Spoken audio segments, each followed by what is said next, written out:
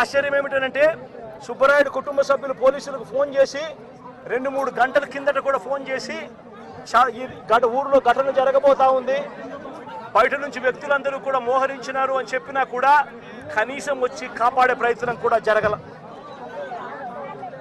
గత ఏడాది జూలై 23వ తారీఖున పల్నాడు జిల్లా పెదకూరుపాడులో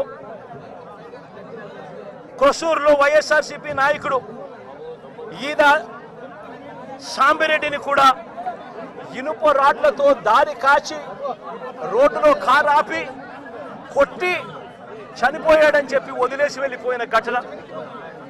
చివరికి తను హాస్పిటల్లో చేరడం, బ్రతకడం, ఈ రోజుకి కూడా తనకు 2 కాళ్ళు 2 చేతులు కూడా ఈ రోజుకి కూడా ఆపరేషన్ మీద ఆపరేషన్ చేసి అవి బతికించే కార్యక్రమాలు చేసే కార్యక్రమాలు ఈ రోజుకి కూడా జరుగుతూ ఉంది. పల్నాడు జిల్లా వినుకొండలో గత ఏడాది జూలై 17వ తారీఖున వైఎస్ఆర్సీపీకి చెందిన రషీద్ అనే యువకుడిని దారుణంగా నరికి చంపిన పరిస్థితులు మన కళ్ళ ఎదుటే కూడా కనిపించాయి. ఈ ఘటన నేషన్ వైడ్ ఢిల్లీలో మేము దీక్ష చేస్తూ రషీద్ను చంపిన నడి రోడ్డు మీద చంపిన ఘటనను కూడా ఢిల్లీలో దీక్షను చేస్తూ యావత్ దేశానికి కూడా చూపించిన పరిస్థితి కూడా చూసాం. చంద్రబాబు నాయుడు గారి పరిపాలనలో ఈరోజు ఏం చేస్తా ఉన్నారు అనంటే దొంగ సాక్ష్యాలను వీళ్ళే క్రియేట్ చేస్తూ ఉన్నారు. వీళ్ళే దొంగ సాక్ష్యాలను క్రియేట్ చేసి వీళ్ళకు నచ్చని నాయకులందరినీ కూడా ఒక పద్ధతి ప్రకారము కేసుల్లో ఇరికించి జైళ్ల పాలు చేసే కార్యక్రమము, చంపించే కార్యక్రమాలు దగ్గర నుండి చంద్రబాబు నాయుడు గారు చేస్తూ ఉన్నారు. మొన్ననే పోసాని కృష్ణమురళిని చూసాం.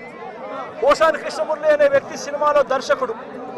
ఆ మనిషి చేసిన తప్పల్లా ఏమిటంటే నంది అవార్డు తనకు ఇస్తే నంది అవార్డును తాను తీసుకోలేదు. తీసుకోకుండా కుల వివక్ష పాటిస్తున్నారు అని చెప్పి ఒక స్టేట్మెంట్ ఇవ్వడం ఆయన చేసిన తప్పు. 2017లో ఆయన చేసిన ఈ తప్పుకు ఈరోజు ఇన్ని సంవత్సరాల తర్వాత ఆయన మీద 18 కేసులు పెట్టి ఆయన జైళ్ళ చుట్టూ తిప్పి ఏకంగా 1 నెల రోజుల పైన ఆయన జైల్లో పెట్టించే కార్యక్రమాలు చేశారు. దళిత మాదిగ సామాజిక వర్గానికి సంబంధించిన మా మాజీ లోక్సభ సభ్యుడు నందిగాం సురేష్ పై తప్పుడు కేసులు పెట్టి ఏకంగా 145 రోజులు అతన్ని జైల్లో పెట్టడం కూడా చేశారు. మాజీ ఎమ్మెల్యే పిల్లని రామకృష్ణారెడ్డి ఇతని మీద కూడా కుట్రపూరితంగా తప్పుడు కేసులు పెట్టి